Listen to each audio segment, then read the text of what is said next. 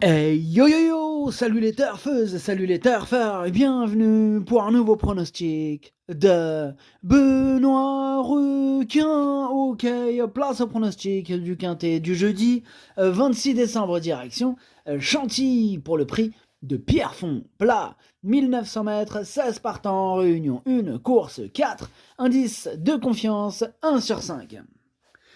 Petit retour sur le quintet de ce mardi. Dans mon pronostic, je vous ai donné le tiercé en 3 chevaux, mais ça payait pas. Et cette vidéo, je la tourne avant l'arrivée du quintet de ce mercredi, et je reviendrai dessus demain. Ok, c'est parti, on commence le pronostic, et on commence avec le numéro 1, Splendido, et on écoute Henri-Alex Pantal. Splendido, il reste sur de bonnes performances. Bon, il revient un peu à son niveau. On monte légèrement de catégorie. Il doit porter 61 kg. Il faut voir, mais cela vaut le coup de tenter. Ouais, bah même avec 61 kg, moi je pense qu'il peut faire très mal et je l'ai mis deuxième. On passe au numéro 2, Central Park West, et on écoute Julien Philippon. Bah, Central Park West, il a fait une très bonne course dernièrement, malgré un parcours à l'extérieur, le nez au vent. Il me semble être resté bien et a tiré un meilleur numéro à la corde. Le seul bémol pourrait être la répétition des courses cette année, mais il ne laisse rien paraître le matin. Ok, merci Julien Philippon. Bah, ce numéro 2, lui aussi j'y crois beaucoup, il me plaît beaucoup, je l'ai mis quatrième. On passe au numéro 3, Calas, et on écoute Joachim Brandt. Alors Calas, Calas, il est bien. Depuis qu'il a remporté son handicap au printemps, il possède un peu moins de marge et il faut que tout se passe bien. Mais il a prouvé qu'il restait compétitif pour les places. Il a effectué une bonne rentrée dernièrement. Cela n'est pas forcément simple pour le succès, mais il a le droit de terminer dans le quintet. Il a le droit de terminer dans le quintet, effectivement. Moi, je l'ai même mis très haut. Il fait même partie de mes préférés, hein, ce numéro 3. Moi, je l'ai mis troisième. On passe au numéro 4, Avoc, et on écoute Miroslav Rulek. Avoc, qui nous a fait plaisir en s'imposant en dernier lieu alors qu'on venait de l'acheter. Il est resté bien et peut encore prendre de l'argent malgré la pénalité.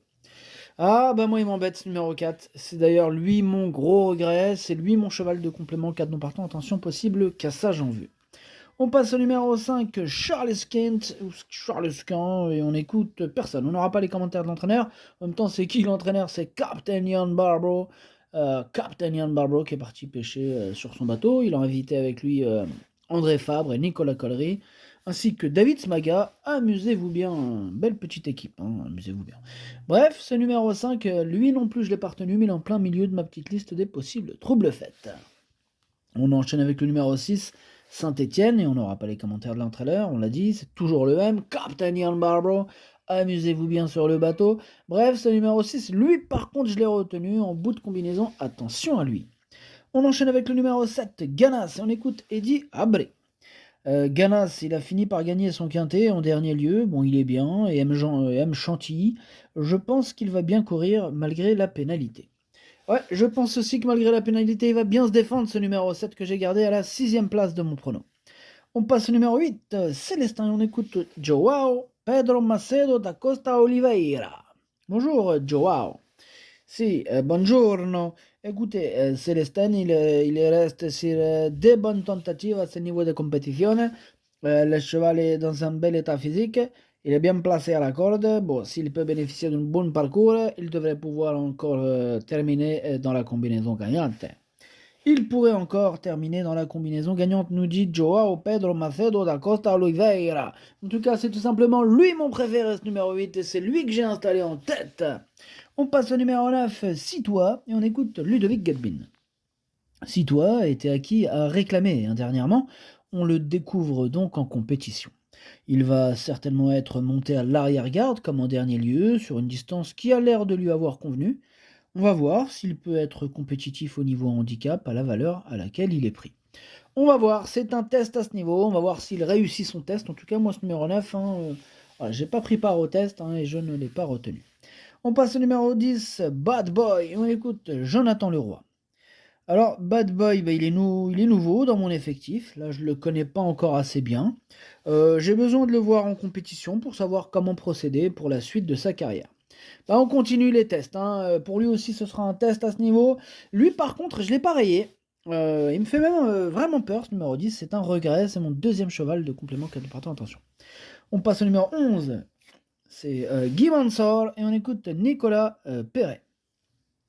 Guy Mansour, eh ben, il a bien couru en dernier lieu à ce niveau. Bon, il est très bien d'état. S'il répète la bonne impression laissée le 14 novembre à Fontainebleau, il a une bonne chance, hein. Ouais, ben moi, il me plaît bien ce numéro 11, hein. Je ne le sous-estime pas du tout. Je le garde même en fin de combinaison. On passe au numéro 12, Denia, et on écoute Rémi Fradet. Denia a eu un comportement honorable à ce niveau les 2 dernières fois sur un gazon pénible qui ne l'avantageait pas. Elle sera mieux sur PSF ce coup-ci, elle peut finir 4e ou 5e. Ouais, bah, en même temps, ils sont nombreux à pouvoir espérer terminer 4e ou 5e, hein. Ce quintet est ouvert, et ce numéro 12, je l'ai pas retenu, mais c'est lui le chef et le capitaine de ma petite liste des possibles casseurs de tickets repérés, attention. On passe au numéro 13, True Tedesco, et on écoute Andreas Suboric. True Tedesco a été un peu malheureux avec sa place à la corde la dernière fois. Il a dû voyager à l'extérieur. Il est en bonne forme et sa valeur est correcte. Avec un bon numéro à la corde, il a une chance régulière. Il a une chance régulière, nous dit Andreas Souboric. Moi, ce numéro 13, je l'ai pas retenu. Il est à l'arrière de ma petite liste des possibles troubles faits. On passe au numéro 14, Tililla, et on n'aura pas les commentaires de l'entraîneur. En même temps, c'est André Fabre, hein, une vraie carpe, celui-là. Ce numéro 14, moi, il me plaît beaucoup. Je l'ai mis 5e. On passe au numéro 15, Purple Mood, et on n'aura toujours pas les commentaires de l'entraîneur. C'est Nicolas Collery, on l'a dit tout à l'heure, il est parti avec ses amis pêcher. Amusez-vous bien. Bref, ce numéro 15, lui par contre, je ne l'ai pas du tout retenu. Et on termine avec le numéro 16, Exciting, et on n'aura pas les commentaires de l'entraîneur. Décidément, une hécatombe, ils sont tous partis avec Captain Ian Barbaro. Hein, c'est David Smaga, l'entraîneur, amusez-vous bien. Bref, ce numéro 16, lui non plus, je ne l'ai pas retenu. Le pronostic, ça donne 8, As, 3, 2, 14, 7, 6, 11. Merci d'avoir suivi cette vidéo. N'hésitez pas à mettre un pouce bleu si les vidéos vous a plu. Pour accéder à tous mes tickets pour la course du Quintet, rendez-vous directement en description de la vidéo. À jouer avec modération. Bonne chance. Chopez-le moi. Ciao.